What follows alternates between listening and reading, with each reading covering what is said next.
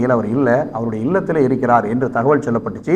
பெருமானார் என்ன சொன்னாங்க, நேரடியாக அந்த சாயித் இப்னு உபாதாவுடைய இல்லத்திற்கு போனாங்க. போய் ஸல்லல்லாஹு அலைஹி வஸல்லம் அவங்க இல்லத்திற்கு போய் அனுமதி கேட்பதுங்கிறது ஒரு முறை இருக்குது. பெருமானார் கற்றுத் தந்தாங்க. சலாம் சொல்லணும். எத்தனை தடவை சொல்லணும்? அதிகபட்சமாக 3 தடவை சலாம் சொல்லணும்.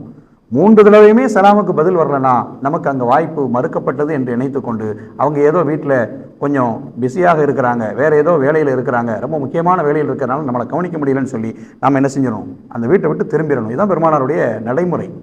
இப்போ ஸல்லல்லாஹு அலைஹி வஸல்லம் அவங்க ஹதரத் சாயித் இப்னு உபாதா அந்த மிகப்பெரிய கவர்னரான அவருடைய இல்லத்திற்கு போய் சலாம் சொல்றாங்க. ஒரு முறை, இருமுறை, மும்முறை பெருமானார் சலாம் சொல்றாங்க. 3 தடவையும் ஸல்லல்லாஹு அலைஹி வஸல்லம் அவர்களுக்கு சலாமிற்கான பதில் வரல, பதில் கிடைக்கல. இப்போ பெருமானார் ஸல்லல்லாஹு அலைஹி வஸல்லம் அவங்க அந்த இல்லத்தை விட்டு திரும்புறாங்க.